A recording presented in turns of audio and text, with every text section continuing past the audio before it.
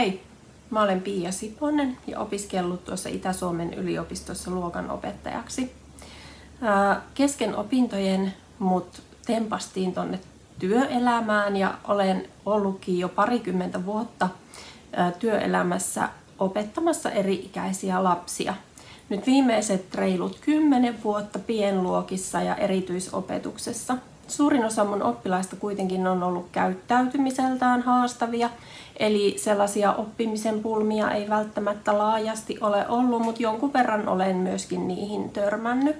Ja näiden videoiden tarkoituksena olisi nyt vähän kertoa siitä, kuinka minä opetan lapsia lukemaan ja kirjoittamaan ja vähän jotain käytännön vinkkejäkin ehkä, että mitä siellä koulussa voisi käyttää.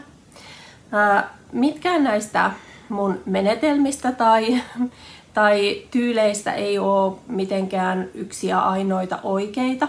Eli nämä on sellaisia tapoja, mitkä mä oon työssäni kokenut hyviksi ja toimiviksi. Mutta voi olla myös paljon muuta, mitä minä en hoksaa näillä videoilla sanoa. Hyvä, mutta lähdetään liikkeelle.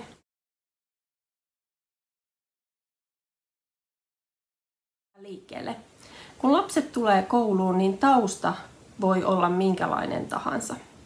Eli vaikka meillä on nyt esiopetussysteemi, joka pyrkii tasaamaan näitä lasten erilaisia tai taustojen eroavaisuuksia, niin silti se oppilasaines, mitä sinne ekaluokalle tulee, niin se on hyvin heterogeenista. Eli jollakin voi olla, että on jo lukenut vaikka vuoden pari, ehkä ennen eskariakin jo oppinut lukemaan. Tai sitten voi olla sellaisia lapsia, joiden kielelliset valmiudet on vielä hyvin alkutekijöissä. Taustalla voi olla perheestä johtuvia syitä, tai sitten osalla lapsista, hyvin pienellä osalla kyllä, mutta osalla voi olla myöskin tämmöistä kehityksellistä kielellistä viivästymää. Mutta se ei kuitenkaan tarkoita sitä, etteikö sitä kielellistä puolta voitaisi kehittää ja ettei se kehittyisi osalla vielä tosi paljonkin siinä ekan luokan ja ensimmäisten opiskeluvuosien aikana. Mullekin on esimerkiksi tullut sellaisia oppilaita välillä, että mä oon sen ensimmäisen vuoden jälkeen miettinyt, että mahtaakohan nämä pienet oppia ikinä lukemaan, että se lukeman opettelu on ollut niin haastavaa. Mutta sitten kun se kypsyys sieltä ajan kanssa on löytynyt, niin heistä on tullut ihan lukevia lapsia. Me tiedetään, että siellä kotiympäristössä niin se kielellisesti rikas ympäristö rikastuttaa sitä lapsen kieltä. Ja nyt sitten, kun me ei sinne kotiin voida vaikuttaa, niin ehkä ajattelisin itse, että se ekaluokan opettajan ensimmäinen tehtävä onkin luoda sinne omaan luokkaan ja luokkatilaan sellainen rikas kielellinen ympäristö, joka sitten tukee kyllä ihan kaikkia lapsia riippumatta siitä, että minkälainen se heidän taustansa on. Osalla lapsista vaikka voi olla, että ihan tämmöiset arkielämän käsitteet voi olla vielä tosi pahasti hukassa, niin opettaja voi kiinnittää huomioon siihen, että sinne luokkaan voidaan vaikka merkatakin käsitteitä erilaisia, no vasen, oikea, nämä on ehkä niitä perinteisiä, mitä itse ainakin sinne luokkaan aina merkkaan tai yläpuolella, alapuolella ja niin edelleen. Ja sitten yksi semmoinen aika kiva vinkki on, että kun sanavarastot on tosi eri tasolla, niin kaikessa siinä arkikielessä, kun aina tulee sitten ilmi, että vaikka joku ei tiedä jotain sanaa tai isompikin osa oppilaista ei tiedä jotain sanaa, niin kerätään sinne luokan seinälle vaikka semmoinen käsitetaulu. Ja sinne käsitetauluun voidaan sitten yhdessä aina merkata sellaisia vaikeita sanoja, mitä ei olla kuultu. Esimerkiksi joku lapsi saattaa vaikka etsiä sanalle harava. Hän tietää kyllä, mikä se harava on, ja hän saattaa selittää, että se sellainen, jolla tehdään näin. Mutta hän ei vaan löydä sitä sanaa vielä omasta sanavarastostaan ainakaan nopeasti. Niin tällaisia sanoja voidaan yhdessä kerätä sinne taululle, ja isompien oppilaiden kanssa voidaan sitten ottaa vaikka kotitehtäväksikin selvittää vaikkapa mitä tarkoittaa sukupuutto tai jotain tämmöisiä vaikeita sanoja. Lapset yleensä innostuu näistä aika kovasti ja ovat sitten itsekin mielellään selvittämässä, että mitä nämä sanat tarkoittavat. Näitä voidaan kerätä sinne seinälle pitkin vuotta ja sitten kun ne alkaa vakiintua sinne arkikieleen ja käyttöön nämä sanat, niin sitten niitä voidaan ottaa sieltä seinältä pois ja ottaa uusia vaikeita sanoja sitten sinne tilalle. Itse tuen tätä kielellistä kehitystä myös erilaisten lorujen ja leikkien avulla. Eli löytyy pilvin pimein materiaalia, miten tämmöisten pienten lasten kanssa varsinkin, niin sitä kieltä kannattaa kehittää kielellä leikkimällä. Ja riimitteleminen on semmoinen, mitä lapset rakastaa. Semmoiset erilaiset sanojen pilkkomiset osiin, että vaikkapa mikä toinen syötävä sisältyy ruokaan silakka. Ja sitten lapset voi ruveta miettimään, että silakka, ahaa. Sitten jossain vaiheessa keksitään, että no lakkahan siellä on siellä silakka-sanassa piilossa. Eli kaikki tällaiset innostaa lapsia ja sitten myöskin lisäävät sitä tietoisuutta kielen rakenteesta. Yksi tapa, miten otan ekaluokkalaisia vastaan, on se, että mä luen heille tosi paljon. Yleensä sellaiset lapset, jotka ei muuten välttämättä ole niin vaikka lukemisesta kiinnostuneita, niin se opettajan esimerkki mun havaintojen mukaan on kyllä tosi tärkeä. Meillä sellaiset pojat vaikka, jotka eivät ole koskaan lukeneet kirjoja tai olleet kiinnostuneita kirjoista, niin sitten kun heille valitsee oikean tyyppiset kirjat, joita opettaja heille sitten lukee, niin se tarina kyllä tempaa lapset mukaansa. Eli luottaisin lukemisen voimaan. Kannattaa lukea paljon myös niin, että opettaja itse lukee ääneen. Meillä on usein koulujen yhteydessä kirjastoja tai ainakin lähellä, niin kannattaa myös käyttää hyödyksi kirjaston palveluja. Siellä on ihan loistavia kirjavinkkaajia töissä, jotka tekevät yhteistyötä opettajien ja luokkien kanssa.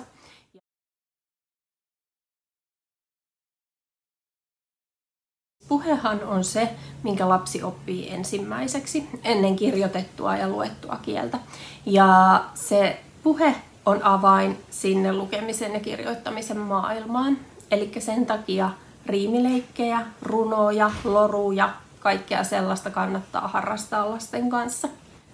Yleensä siinä lukutaidon kynnyksellä lapsi jo ymmärtää, että puheen virta koostuu sanoista. Ja se fonologisen tietoisuuden viriäminen ajoittuu sujuvasti siihen puhumisen ja alkavan lukemisen väliin. Siinä vaiheessa lapsille voi teettää esimerkiksi sellaisia tehtäviä, jossa haastetaan lasta havaitsemaan sanasta vaikkapa alkuäänteitä, tunnistamaan niitä, kuuntelemaan sanoja tarkkaavaisesti. Eli kuunnellaan, makustellaan sanoja. Ja yleensä lapset kyllä lähtee tähän tosi innokkaasti mukaan.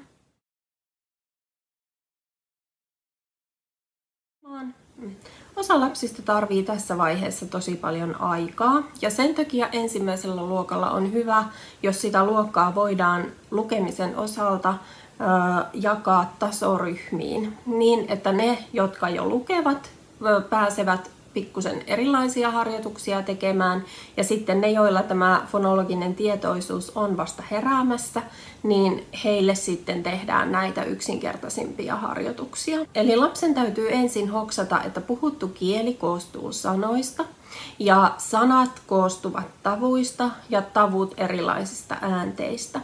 Aluksi lapset käsittelevät sanoja visuaalisina hahmoina. Ensimmäinen taito on yleensä se, että lapset oppivat kirjoittamaan oman nimensä. Se on ikään kuin heidän semmoinen oma logo, jonka he oppivat tunnistamaan. Ja meillä esimerkiksi perheessä, kun on 23-vuotias kehitysvammainen tytär, niin hänellä lukutaito on jäänyt sinne tunnistamisen tasolle. Eli hän ei ole koskaan hoksannut sitä kirjain ääne vastaavuutta, vaan hän edelleenkin, vaikka on jo aikuinen, niin hän lukee vain tunnistamalla sanahahmoja. Ja se tekee tietysti sen, että ei hän pysty sujuvasti tekstiä lukemaan, vaan hän vaikka tekstiviesteistä ne tutut sanat sieltä pystyy bongaamaan. Ja välillä tulee semmoinen vaikutelma, että ikään kuin hän osaisi lukea, ja kun hän saa jonkun viestin tai kirjoitetun koodin selville, mutta se on ihan puhtaasti vain tunnistamista. Tavallaan lukutaito onkin semmoista, se alkeellinen lukutaito on semmoista kirjoitetun koodin avaamista. Ja itse ainakin, no aapisethan on rakennettu sillä tavalla, että aakkosia lähdetään käymään kirjain kirjaimelta. Otin tähän esimerkiksi tämmöisen satuovien aapisen, joka on aika uusi aapinen nyt, mikä on käytössä. Itse en ole tätä aapista koskaan vielä opettanut, mutta sain tämän mallikappaleen tutustuttavaksi ja tämä oli aika mielenkiintoinen sen takia, koska tässä aapisessa on otettu nyt huomioon suoraan S2-oppilaat. Mutta jos me kurkataan tänne aapisen sisälle, niin tämähän alkaa niin, että ensin aletaan lasten kanssa puhumaan. Eli aapisen ihan ensimmäinen kansiaukeamakin on jo todella hyödyllinen. Eli siellä on paljon informaatiota, siellä on paljon sellaista lapsille ehkä tuttuakin asiaa, mistä voidaan luokassa keskustella ja puhua. Ja se tosiaan se lukemaan ja kirjoittamaan oppiminen, se lähtee puheesta. Ja sitten pikkuhiljaa aletaan siirtyä hiukan pidemmälle. Ja täällä nyt ensimmäiseksi on, siellä on vielä joku laulukin usein, eli tää on just sitä riimittelyä ja leikittelyä. Eli toimii semmosena innostajana sille lukemiselle. Sitten päästään varsinaiseen kirjainten opetteluosioon. Eli sitten lähdetään harjoittelemaan sitä, että mitä se tarkoittaa, että kun meillä on kirjoitettu, painettu kirjain ja miten se sitten lausutaan äänteenä. Eli varmasti monelle teille jo tuttua asiaa. Aapisethan on rakennettu niin, että täällä sitten lukeville on jo lausetasoista tekstiä ja niiden aloittelevien lukijoiden kanssa niin keskitytään vielä katselemaan kuvia ja puhumaan ja sitten äänteiden muodostamiseen. Lapset mielellään katsoo tässä vaiheessa tosi tarkasti opettajan suuta, että miten se opettaja sen, ja siihen kannattaa ohjatakin niin, että pyytää oikein lapsia katsomaan, että katso miten se minun suu on silloin, kun minä sanon ja miltä se kuulostaa ja mikä on sen pitkän ja lyhyen vokaalin ero. Aapisen alusta asti ohjataan myös luetun ymmärtämiseen. Eli täällä on pieni tarina, jota voidaan sitten joko lukevat voi sen lukea tai sitten opettajakin voi vaikka sen lasten kanssa yhdessä lukea ja sitten täällä on pieniä kysymyksiä. Sellaiset oppilaat, joilla on jotain tarkkaavuuden haasteita, niin monesti se silmä vaeltaa siellä sivulla ihan missä sattuu. Ja sitä varten olen tehnyt tällaisia kurkistusaukkoja. Eli ihan vaan paperiin leikannut tommosia pieniä erikokoisia aukkoja, joiden läpi sitten ikään kuin luetaan sitä aapisen tekstiä. Aukon käyttäminen voidaan aloittaa ihan vaikka kuva-aukeamaltakin ja vaikka yhdessä tällä aukkopaperilla niin etsiä vaikka sieltä sivusta suojatien merkki taikka sitten vaikka perhonen tuolta ja lapsi oppii käyttämään tätä lukuaukkoa. Tämä auttaa sitten kun lähdetään lukemaan näitä kirjainrivejä, niin tuolta löytyy sitten aina tavu tai ääne kerrallaan aina sitten se luettava asia, niin huomio kiinnittyy paremmin sitten aina siihen olennaiseen asiaan. Tämä oli tosiaan sitten sanatason aukko. Ja sitten mulla on täällä jossain vielä pienempikin, missä on ihan niin kuin tuossa on ihan tommonen pieni kirjaimen kokoinen aukko. Sitten kun tämmönen vähän vastaava apuväline lukevalle on lukiviivain. Jos lapsilla on hankaluuksia oppia muistamaan kirjainhahmoja, niin voidaan käydä niitä läpi esimerkiksi tämmöisillä vaikka tunnistamistehtävillä. Eli tässä täytyy tunnistaa E-kirjaimia ja sitten kulkea E-kirjaimen reitti värittämällä. Sen lisäksi kannattaa käyttää hyväksi kehollista muistia, eli voidaan tehdä vaikka liikuntatunnilla erilaisia kirjainmuotoja omalla keholla, tai sitten vaikkapa kuvaamataidon tunnilla värittää erilaisia kirjainhahmoja tai sitä kirjainhahmoa, mikä aina milloinkin on opettelussa. Me ollaan myös joskus tehty niin, että vaikkapa äänkirjaimen kohdalla on tehty vaikka tuommoisena käsityössä pujottelutyönä N-kirjainhahmot. Ja se on myös aika kiva tapa sitten ihan toisessa oppiaineessa kerrata niitä kirjainhahmoja.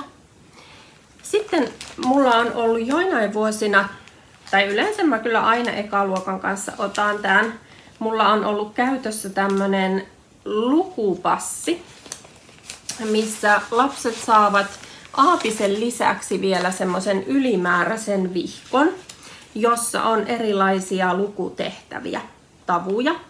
Ja tää tulee aina sitten vähän niin kuin aapisen kotiläksyn lisäksi sitten aina kertauksena tulee lukupassista oma lukuläksy. Mä annan kotiläksyksi aapisesta aina sen lukuläksyn, missä harjoitellaan uutta äänettä ja uusia tavuja. Ja sitten tonne aapisen taakse liimaan sellaisen taulukon, mihin aina vanhemman täytyy kuitata se lukuläksy niin, että se on kotona luettu. Ja ekaluokalla se voi olla esimerkiksi vaikka, että se tavu laatikko luetaan 3 kertaa. Tai se toistojen määrä on tärkeä, eli että sitä kertausta tulee. Ja sitten kun musta tuntuu, että se lapsi alkaa olla niin kuin sen äänteen ja tavun päällä ikään kuin, että se alkaa onnistua, niin sitten meillä on tämä lukupassi käytössä. Lapsi käy sitten suorittamassa mulle tällaisen lukunäytteen siitä kirjaimesta. Ja sitten täällä lukunäytteen lopussa on paikka opettajan nimelle ja sitten myöskin päivämäärälle, että tällä päivämäärällä tämä lukupassin osuus on suoritettu. Tämän voi sitten jossain vaiheessa niin valtuuttaa sinne kotiinkin sille, että lapsi voi myös kotona halutessaan sitten suorittaa näitä merkintöjä, mutta tässä pitää olla kyllä sitten tarkkana silleen, että vanhempien pitää oikeasti tietää, mistä tässä on kysymys, ja tavallaan lapsi ei hyödy siitä, jos niitä liian nopeasti lähdetään suorittamaan niitä passin askeleita, että se taito pitää sitten ihan oikeasti olla hallussa sitten, kun passiin niitä merkintöjä saa. Ja sitten tämä lukupassi on jaettu ikään kuin 3 osaan, ja ensimmäisen osan jälkeen lapsi saa ihan konkreettisesti tämmöisen pronssisen ruusukkeen. Ja sitten toisen osuuden jälkeen hän saa sitten hopeisen ruusukkeen, ja sitten kun passi on kokonaan suoritettu, niin silloinhan lapsi käytännössä osaa lukea, ja silloin hän saa sitten kultaisen ruusukkeen. Ja tämä kyllä innostaa lapsia hurjasti ahkeroimaan tämän lukemisen kanssa. Ja sitten meillä on vielä ollut sillä tavalla, kun mulla on aina luokassa semmoinen ihan kohtuullinen ja rajallinen määrä oppilaita, niin me ollaan sitten vielä, aina kun jokainen, joka saa sen kultaisen ruusukkeen, niin me ollaan pidetty sitten vielä luokassa lukujuhla. Ja lukujuhlassa meillä on monesti ollut lukukoira sitten kunnia vieraana, ja sitten on syöty täytekakkua, niin sehän on ihan mahtavaa juhlahumua sitten. Ja miksei tätä voisi käyttää isossakin luokassa ja sitten pitää vaikka vähän isommalle porukalle sen lukujuhlan aina silloin tällöin, niin että kaikki sitten sen lukujuhlan kuitenkin jossain vaiheessa saavat. Kun lapsi on oppinut sen kirjain äänenvastaavuusidean, niin sen jälkeen me ruvetaan harjoittelemaan liuuttamista. Eli kuinka äänteestä liuutaan toiseen. Ja tämä on semmoinen asia, mikä ainakin vielä tuntuu, että kannattaa käydä läpi myös vanhempainillassa, koska monet vanhemmista on vielä oppineet lukemaan vähän eri tavalla. Mulla on tässä liuutushommassa ollut apuvälineenä ihan taas tämmönen laminoitu pohja, mihin olen tehnyt tämmöisen V-mallisen kuvion langalla. Ja nyt sitten me lapsen kanssa, jos se liuuttaminen on hankalaa, eikä hän tahdo sitä oikein niin kuin hoksata, niin me lähdetään laittaa tänne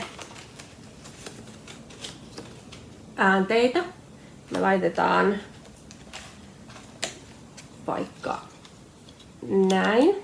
Ja nyt tässä kun me laitetaan silloin nämä kiinni sinitarralla, niin me pystytään sitten sormella sen lapsen kanssa kulkemaan tätä reittiä.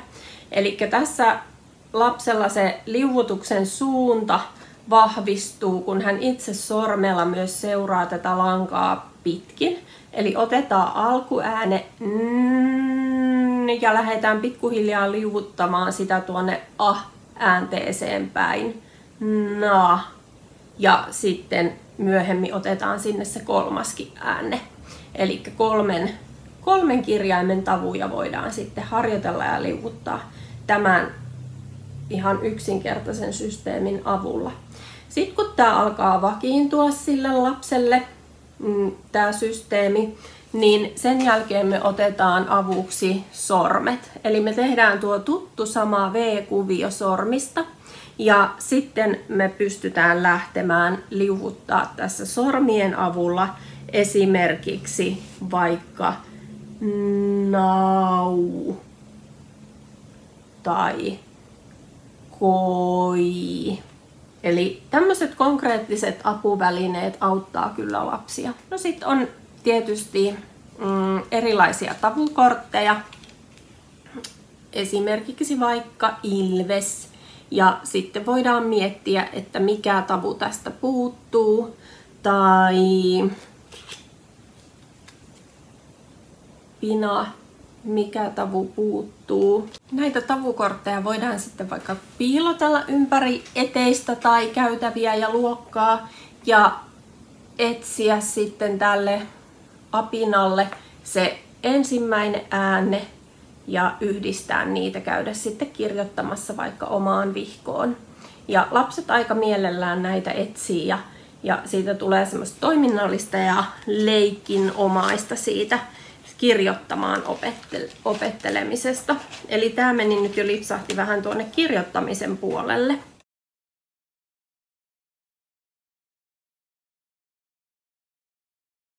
Ne lapset, jotka ovat lukevia kouluun tullessa, niin myöskään heidän kanssaan ei saisi unohtaa sitä sanatason ja tavutason lukemista. Eli moni heistä on saattanut oppia siellä kotona lukemaan vähän niin kuin itsekseen. Ja sitten taas se, että se lapsi tietoisesti oppii pilkkomaan sanoja tavuihin ja tarkastelemaan määrätietoisesti sitä sanan rakennetta, niin se auttaa oikein kirjoituksen oppimisessa. Eli vaikka se lukutaito on, niin ei lähdetä heti vaan harjoittamaan sitä lukunopeutta ja lukusujuvuutta, vaan lähdetään heidänkin kanssa tutustumaan tähän kirjainäänen vastaavuuteen ja sitten pilkkomaan sanoja tavuiksi. Ja esimerkiksi tavutasoista lukemista monet lukevatkin tykkää tehdä. Voi olla vaikka tosi yksinkertainen, ihan vaan vaikka purkki, joka on opettajalla täynnä tavuja. Ja lapset niitä sitten vaikka lopputunnista sieltä ottavat ja lukevat ja kuinka monta ehtivät lukea vaikka minuutissa, niin he tosi mielellään tekee tämmöistä niin kuin tavallaan tavutaitojen drillausta. Ja jotenkin opettajana sitä monesti ajattelee, että tämä on tosi yksinkertainen juttu, mutta tosi hyödyllinen asia ja lapsille mieluinen. No sitten jos puhutaan vähän kirjoittamaan opettelemisesta, eli tässähän se kulkee lukemaan opettamisen rinnalla. Kun me harjoitellaan kirjainäänen vastaavuutta, niin samalla me harjoitellaan myös sitä kirjaimen hahmon kirjoittamista. Ja siinä tietysti on paljon tärkeitä asioita ihan kynäotteesta lähtien. Ja sitten suunnat on tosi tärkeitä, että jos lapsi oppii vaikka jonkun kirjainhahmon tekemään väärästä suunnasta, niin se kirjoittaminen on tosi vaikea sitten jotenkin kääntää niin, että se alkaa sitten sujua oikeasta suunnasta. Se tahtoo se kerran opittu tapa sieltä aina vaan sitten muistua mieleen. Noita kirjainhahmoja harjoitellessa, sehän ei kaikille, jotenkin tuntuu, että varsinkin pojille, niin tuntuu, että se on välillä aika pakkopuurtamista. Ja siinä ei oikein auta muu kuin se järjestelmällinen harjoitteleminen, niin mä olen hankkinut tämmöiset kirjoittamislasit, tämmöiset sydänlasit, jotka mulla on aina päässä ekaluokkalaisten kanssa, kun me harjoitellaan kirjainhahmoja. Ja sitten minä näiden lasieni kanssa aina menen katsomaan, kun lapset harjoittelee niitä kirjaimia, niin nämä on semmoiset taikalasit, mä esittelen nämä aina heille, että näillä niin kuin näkee, että mikä kirjainhahmo on kaikista kaunein. Ja lapset rakastaa tätä. Heidän mielestä se on maailman parasta, kun ope tulee sitten näillä laseilla katsomaan, että jahas, mikäs täällä on kauniisti kirjoitettu. Ja sitten mä saatan kysyä, että mikä sun mielestä olisi kaikista kaunein. Ja sitten kerron oman mielipiteen ja aika monesti me ollaan sitten myöskin samaa mieltä. Ja kun mä näillä sydänlaseilla sitten löydän sieltä sen kauneimman kirjainhahmon, niin mä aina sitten merkkaan sydämen siihen sen kirjaimen ympärille. Ja olen huomannut, että tämä kyllä innostaa lapsia kirjoittamaan ja innostaa heitä yrittämään, että he yrittää tehdä mahdollisimman kauniita kirjaimia. Eli kekseliäisyys vaan on rajana, kun opetetaan lapsia lukemaan ja kirjoittamaan. Kun lähdetään harjoittelemaan kirjoitusta eteenpäin, niin on tärkeää, että lapselle ensin hahmotetaan niitä ruutuja esimerkiksi tai ruutujen avulla, että montako vaikka kirjainta siihen tavuun tulee. Ja nämä ruudut auttaa lapsia ihan hurjasti mun kokemuksen mukaan. Eli he pystyy sitten paljon helpommin kirjoittamaan siinä vaiheessa ja jotenkin hoksaamaan ne kaikki äänteet sinne oikeille paikoilleen, kun käytetään apuna näitä ruutuja.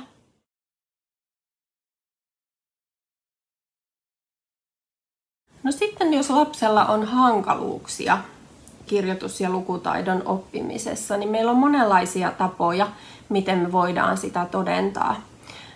Sen on huomannut, että esimerkiksi ekaluokkalaisilla monesti teen nopeaa nimeämistä, koska sillä aika helposti saa, kun katsotaan vaikka korteista, että mitä esineitä nämä ovat, niin jos siellä ei ole niitä, tietysti voi olla joskus, että se jumittaminen liittyy siihen, että lapsella ei ole sanoja niille kaikille esineille tai ei ole niin kuin niitä käsitteitä hallussa, mutta sitten kun tutuilla sanoilla tämmöistä nopeaa nimeämistä tehdään, niin jos siellä on ongelmia, että se nopea nimeäminen ja se sanan palauttaminen mieleen ei onnistu, niin se usein ennakoi sitten lukivaikeuksia. Ja esimerkiksi Niilomäki-instituutilla on tämmöisiä testausmateriaaleja, millä sitten voi niin kuin opettajakin testata, että voisiko tällä lapsella mahdollisesti olla lukivaikeutta, mutta tietysti sitten varsinaiset lukivaikeustestit tekee sitten psykologi. Tuota fonologista herkistymistä voidaan mitata erilaisilla tehtävillä ja yksi niistä tehtävistä on riimin tunnistaminen. Eli kuinka hyvin lapsi havaitsee riimipareja sanapareista. Voi olla esimerkiksi 3 kuvaa: puu, suu ja kukka. Ja sitten lapsen täytyy niistä 3 sanasta erottaa, että mitkä näistä ovat riimipareja keskenään. Ja toinen näistä keinoista on sitten riimin tuottaminen, että lapsen pitää keksiä sanalle sopiva riimipari. 3. asia sitten, mikä kertoo fonologisesta herkistymisestä, on se, että lapsi osaa erottaa sen sanan jotenkin rakenteen siitä sanan merkityksestä. Esimerkiksi, että lapsi osaa vaikka erottaa toisistaan, että mikä sana on pitkä, mikä sana on lyhyt. Esimerkiksi vaikka jos lapselle sanotaan sanat meri ja vesipisara, niin kumpi niistä on pitkä sana. kun lapsen se kielellinen tietoisuus on herännyt, niin hän hoksaa, että meri on lyhyt sana ja vesipisara on sitten taas pitkä sana. Mutta osa lapsista tässä vaiheessa eivät osaa erottaa jotenkin sitä sanaa siitä merkityksestä ja he ajattelee, että meri on se pidempi sana, koska se tuo heille mieleen suuren meren. 4. osa tässä on tosiaan se sanan alkuäänteen tunnistaminen, jota tässä on jo käsiteltykin. Tässä alkuäänteen nimeämisessä konsonantit on suomen kielessä niitä hankalampia. Eli voi olla, että lapsi tunnistaa helppoja, tuttuja alkuäänteitä, mutta sitten esimerkiksi k, p ja t on tosi hankalia löytää sieltä sanasta. Ja näitä täytyy sitten vaan harjoitella. Myös sanan tavuttamista voidaan kuntouttaa ja harjoituttaa taputtamalla. Tiedetään, esimerkiksi mä oon käyttänyt vaikka sellaista joskus apuna sitten, jos lapsen on vaikka tosi hankala jotain sanaa tavuttaa, niin on vaikka etsinyt kamelin kuvan ja leikannut sen 3 osaan, koska kamelissa on 3 tavua. Ja se on tavallaan ollut sitten vinkki sille lapselle, että ahaa, tästä kamelista täytyisi löytyä nyt sitten 3 tavua, koska se kameli on 3 osana siellä taululla. Ja sitten on yhdessä löydetty sieltä ne tavut kameli. Joskus jonkun oppilaan kohdalla, jolla on ollut vaikeuksia oppia lukemaan, niin on huomannut, että osa oppilaista sitten, kun he on kuitenkin fiksuja ja oppivaisia, niin he saattavat alkaa käyttää hyväkseen sitä, että he opettelee ulkoa noita tavurimpsuja. Ja niinpä esimerkiksi yksi ekaluokkalainen, niin hän koko vuoden harjoitteli lukemista ja sen jälkeen hän osasi aapisen tavulaatikot ulkoa, mutta sitten kaikki muut merkit kuitenkin viittasivat siihen, että hän ei ollut oppinut lukemaan. Ja niinpä sitten siinä kannattaa olla myös opettajan sitten tarkkana ja me vaihdettiin sitten häneltä aapinen ja sitten hän lopulta joutui näkemään töitä sen eteen, että hän oikeasti sitten oppi lukemaan. Mutta helpompi oli tietysti mennä sieltä, mistä aita on matalin ja ulkoa luetella ne tavut.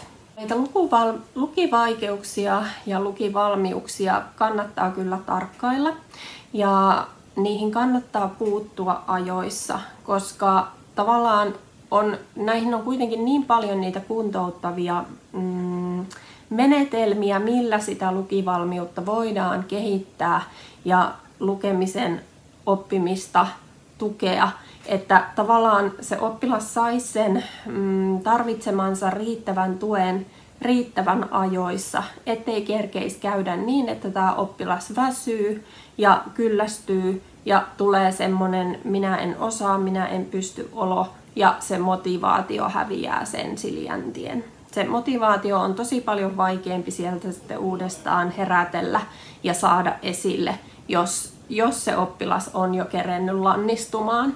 Eli mahdollisimman varhaisessa vaiheessa sitä tukea ihan kaikille olisi minun neuvo.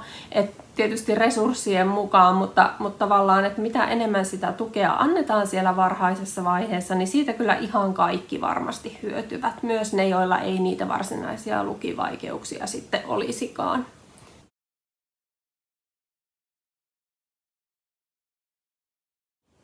Oppilaiden kanssa myös käytetään sitten, kun kehitetään lukunopeutta ja sujuvuutta, niin sellaisia sanaralleja. Tuossa on niistä yksi esimerkki. Eli on jotain oppilasta kiinnostavia aihepiirejä. Vaikkapa jos oppilas on tosi kiinnostunut kalastuksesta, niin sitten saatetaan käyttää tämmöistä kalarallia. Ja sitten siellä rallissa, niin siellä on monia erilaisia aika haastaviakin sanoja. Ja ideana tässä on se, että tätä rallia saa harjoitella. Eli ei niin, että opettaja ottaa aikaa ja kylmiltään oppilas lähtee vaan rallia lukemaan, vaan tätä rallia saa ajan kanssa harjoitella ja oppilas saa monta kertaa lukea tämän rallin läpi. Ja sitten kun hän tuntuu, että hän on valmis ja hän haluaa sen rallin suorittaa, niin sitten minä otan opettajana hänelle siitä aikaa ja sitten hän voi myöhemmin halutessaan koittaa parantaa sitä omaa aikaansa. Ja siinä oppilas itsekin huomaa, että kun hän harjoittelee, niin se lukunopeus ja lukutarkkuus kehittyy.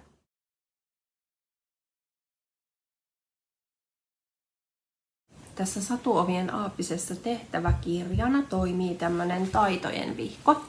Ja oikeastaan yleensähän nämä on jaettu silleen, että on syksyosa ja sitten kevätosa, mutta tässä Satuovien aapisessa nyt on erikseen A, B ja C-osat, eli 3 erilaista vihkoa. En tiedä miten tämä toimii, en ole käytännössä kokeillut tämmöistä 3 vihkon systeemiä, mutta tämä C-vihko oikeastaan sitten lähtee käsittelemään tuommoista niin kuin kirjoittamista sana- ja lausetasolla. Eli toi ensimmäinen ja toinen vihko on aika paljon noita kirjainhahmojen opettelua.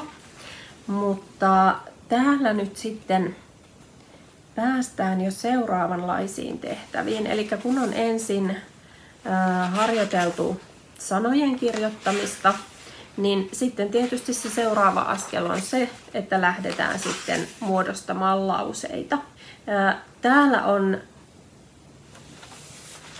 tämmöisiä ensinnäkin aukkotehtäviä, eli siellä on valmiita virkkeitä ja lauseita, joissa sitten puuttuu vain yksi sana ja lapsi sitä kautta näkee sitä lauserakennetta, että hän löytää sinne virkkeeseen sen oikean puuttuvan sanan. No sitten tietysti ihan toistetaan lauseita, siis kirjoitetaan mallista. Siinä myös lapsi oppii virkerakennetta tai lauserakennetta. Ja sitten tämmöistä kanssa olen itse käyttänyt, että on eri pussukoissa tai eri laatikossa eri sanoja ja sitten kun lapsi ottaa yhden sanan aina yhdestä pussukasta, niin siitä muodostuu sitten 3 sanan hassu virke. Ja nämä on lapsista aina hauskoja, kun näistä tulee kyllä ihan ehjiä, hyviä suomenkielisiä virkkeitä, mutta niiden sisältö voi olla sitten jotain ihan hassun hauskaa ja hullunkurista. Tämä on yleensä lapsista aina tosi kiva tehtävä. Toinen on sitten se, että vaikka noppaa heittämällä arvotaan laatikosta erilaisia asioita tai sanoja ja niistä sitten muodostuu virke. Ja se virke kirjoitetaan ylös, niin se on myös suosittu tapa harjoitella virkkeen kirjoittamista. No sitten täällä on myös tämmöinen tässä toisella sivulla, että virkkeen sanat on korvattu kuvalla ja lapsen pitää sitten sieltä pongata se oikea sana sitten oikeaan paikkaan. Siitä sitten pikkuhiljaa mennään vaativampiin tehtäviin niin, että onkin sitten enää vaan vaikkapa yksi pieni kuva, eli siellä näkyy se hahmo, josta tämä virke kirjoitetaan, ja sitten pitäisikin tästä muodostaa itse se lause, mitä hahmo tekee. Ja siitä nyt sitten pitäisi keksiä se lause, että orava syö käpyä. Joillekin lapsille tämä on hankalaa. Tätä pitää vaan sitten mallintamalla harjoittaa. Eli kuvia, joista kirjoitetaan virkkeitä ja lauseita. Ja sitten opettaja siinä sitten ohjaa. Kun lapsi on oppinut lukemaan, niin on tosi tärkeää opetella erilaisia lukustrategioita. Ja sen opetteleminen ehkä ajattelisin, että itse ainakin aloitan sen sieltä, että luen lapsille tosi monenlaisia tekstiä ja jotenkin niin kuin autan lapsia havaitsemaan sitä, että miten erilaista tekstiä meillä on täällä ympäristössä. Pyrin niin kuin avaamaan heidän silmiä sille, että meillä on olemassa uutisia ja meillä on olemassa tarinoita ja meillä on olemassa runoja, hyvin paljon erilaisia tekstilajeja. Tätä lukustrategiaa voi harjoittaa niin, että esimerkiksi jos vaikka jossain tekstissä on kuva, niin ensin en vaikka näytäkään lapsille sitä tekstiä ollenkaan, vaan lähdetään tutkimaan sitä kuvaa, mikä siinä tekstin ohessa on. Ja lähdetään vähän ennustamaan ja miettimään, että mitähän tämä teksti mahdollisesti voisi käsitellä.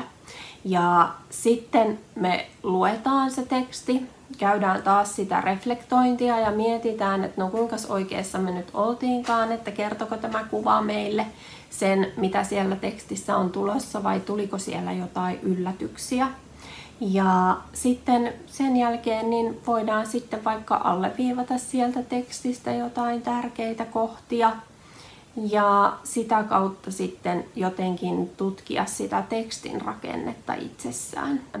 Aika pientenkin oppilaiden kanssa saatetaan sitten myös tehdä käsitekarttoja, eli lähdetään jo sitäkin alkeellisesti harjoittelemaan, että laitetaan se tekstin vaikka otsikko sinne keskelle ja sitten lähdetään miettimään, että mitä tärkeitä asioita sieltä tekstistä oikein avautuu ja piirretään käsitekartta.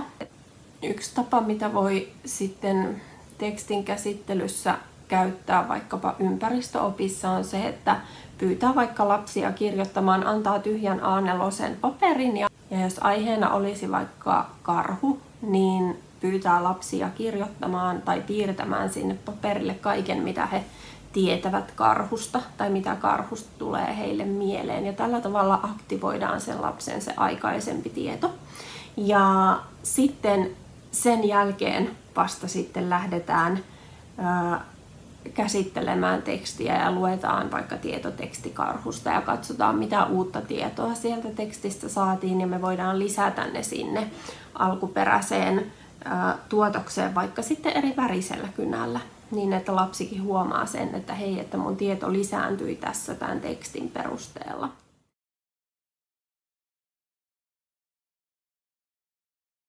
Lukemista voidaan harrastaa myös yhdessä. Yhteistoiminnallisesti voidaan lukea tekstiä vaikka vuorolukuna niin, että pari lukee toisilleen. Toinen lukee aina yhden lauseen tai yhden kappaleen ja sitten vaihdetaan toinen lukijaksi. Sitten itse käytän myös sellaista isossa luokassa ja miksei tietysti pienemmänkin porukan kanssa olen käyttänyt, vaikka opettaja lukee sen Aapisen tarina tekstin niin, että jätän aina sanoja pois. Ja sitten aina jotenkin, kun minä luen lauseen ja jätän vaikka viimeisen sanan sanomatta, niin luokka kuorossa lukee sieltä omasta aapisestaan sen puuttuvan sanan. Ja se voi kuulostaa tässä nyt vähän kankealta, mutta kun lapset oppii siihen, niin se lukeminen on itse asiassa aika sujuvaa.